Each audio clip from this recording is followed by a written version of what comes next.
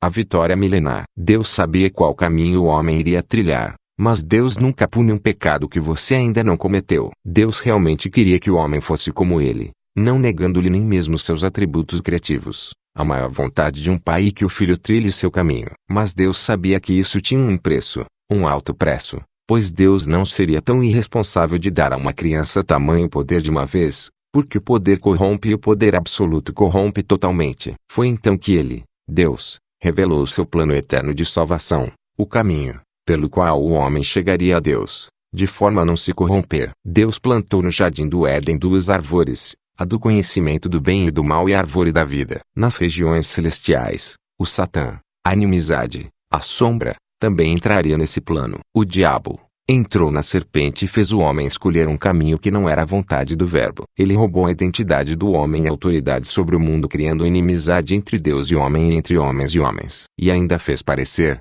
que ele foi o benfeitor da humanidade, revelando um segredo oculto, o qual, segundo o diabo, Deus não queria que o homem soubesse. Mas tudo isso já havia ocorrido, em Deus, nas eras ocultas da eternidade. Bom, então Deus faz a promessa, a primeira profecia, sendo o profeta o próprio Deus. Um dia, um descendente de Eva, esmagaria a cabeça da serpente e ela, a serpente, feriria este homem no calcanhar. O problema é que agora, o ser do homem, estava corrompido e não refletia o eu sou, o Espírito de Deus, que diferencia os homens dos animais, havia adormecido, e a sombra, que na Bíblia é conhecido como carne, tomou seu lugar. A alma do homem se inclinou e inclina para o mal, porque a essência de Satã se ligou a ela, como já havia dito. Então, Deus no tempo certo, envia seu tabernáculo, de carne. O Verbo abre o caminho, do alto a baixo, rasgando o véu, o escrito de dívida, que separava Deus do homem, se misturando com o homem de forma tal que não poderia ser separado. Uma guerra foi e será vencida. Neste caminho agora o homem tem em seu corpo duas essências conflitantes e que militam entre si,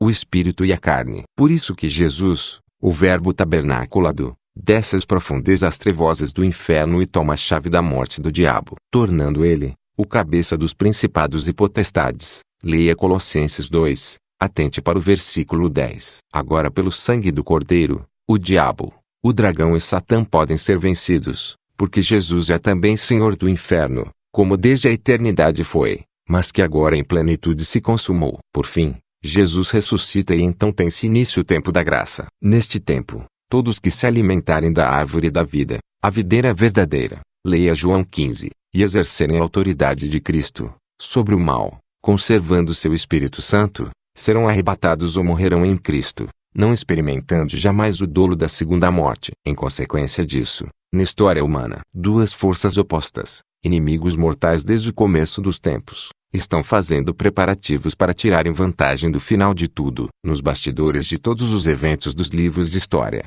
eles têm trabalhado incansavelmente nas sombras, manipulando reis e imperadores, fomentando guerras, derrubando nações. De um lado os agentes do controle total, servos de entidades ultradimensionais conhecidas como os arcontes, os perdidos, os caídos, os esquecidos. Esses antisseres, os nepilinhos, assombram as esquinas dos nossos pesadelos, além do tempo e espaço, esperando pelo momento quando finalmente destruirão as paredes da realidade e dominarão nosso universo. Através de seus agentes terrenos, eles já controlam o governo do mundo. Eles criam medo e discórdia. Eles sabem o que é melhor para nós. Eles definem nossa realidade pela manipulação de linguagem e imagens. Eles exigem nossa obediência, nossa lealdade e, no final, nossa completa escravidão. E do outro lado está o reino invisível, uma antiga e secreta rede de lutadores da liberdade, dedicados à independência e salvação da humanidade. Alguns trabalham sozinhos como agentes paranoicos e muitas vezes desacreditados,